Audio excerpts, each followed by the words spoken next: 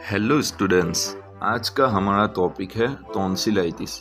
आज हम देखेंगे टॉन्सिलाइटिस की definition, etiology and its types, clinical features and complication and उसकी ट्रीटमेंट क्या होती है, जो यूनिवर्सिटी एग्ज़ाम में 5 मार्क्स शॉर्ट नोट में मोस्ट इम्पॉर्टेंट क्वेश्चन है। डेफिनेशन में टॉन्सिलाइटिस क्या होता है?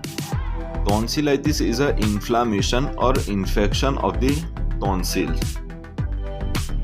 टॉन्सिलाइटिस की इटियोलॉजी में टॉन्सिलाइटिस क्यों होता है?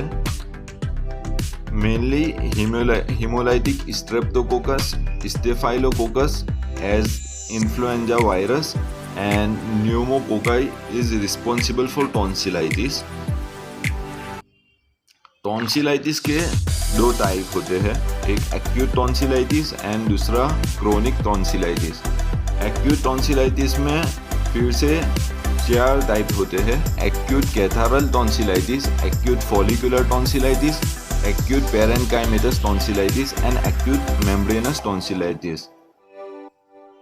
क्रोनिक टॉन्सिलाइटिस में फिर से 2 टाइप होते हैं, chronic follicular tonsillitis and chronic parenchymatous tonsillitis.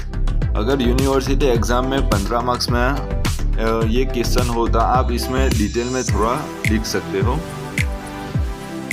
Clinical features की हम बात करें तो पेशेंट को रोनेस सेंसेशन आता है और सॉर थ्रोट रहता है। इन्फेक्शन की वजह से फीवर होता है, ईयर एक पेशेंट को होता है क्योंकि पेन रेडिएट करता है ईयर में। पेशेंट को इन्फ्लामेशन और इडिमा होने की वजह से डिफ़िकल्टी इन स्वैलोइंग रहता है। पेशेंट को हेडेक, बॉडी एक, एब्डोमिनल पेन एंड मैलाइज भी देखने को मिलते हैं। देन पेशेंट को माउथ में बैड टेस्ट आता है और फाउल स्मेलिंग आती है क्योंकि वहाँ पे इन्फेक्शन हुआ है। इन्फेक्शन की वजह से पस फॉर्मेशन होगा, इसी वजह से फाउल स्मेलिंग आती है सेप्सिस की वजह से। पेशेंट को बोलने में भी दिक्कत होगी, उसमें मफल या ठीक स्पीच हमको देखने को मिलेगा। कॉम्प्लिकेशन के हम बात करें तो टॉन्सिलाइटिस के बाद कौन कौन सी कॉम्प्लिकेशन पेशेंट को हो सकती है? तो कॉम्प्लिकेशन में पुएंसी है, otitis media, laryngeal edema and septic focus. Treatment की हम बात करें तो पेशेंट को हम बेड रेस्ट के लिए एडवाइस दे सकते हैं एंड पेशेंट को सॉफ्ट डाइट की एडवाइस देते हैं जिससे वो हार्ड डाइट ना ले, जिससे वो इडिमा है और इन्फ्लामेशन है वहाँ पे ज़्यादा रोनेस हो जाए। पेशेंट को एंटीबायोटिक दे सकते हैं, पेनिसिलिन है, एमोक्सिसिलिन है।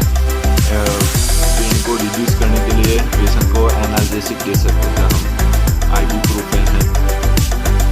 एंड पेशेंट को गार्गलिंग करने को बोलेंगे कि गर्म पानी से 2 या 3 मरतबा दिन में गार्गलिंग करना।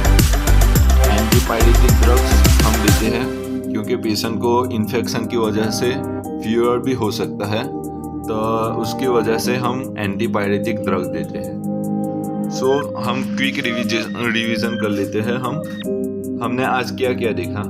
पहले हमने देखा डेफिनेशन, देन उसकी इटियोलॉजी, कौन सी कोज की वजह से वो होता है, उसके टाइप्स हमने देखे, acute tonsillitis and chronic tonsillitis. Then हमने उसके क्लिनिकल फीचर्स देखे,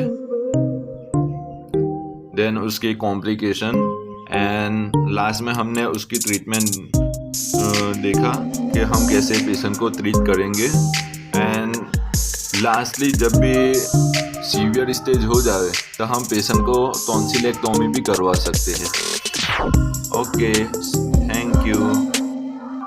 आई होप आपको समझ में आ गया होगा।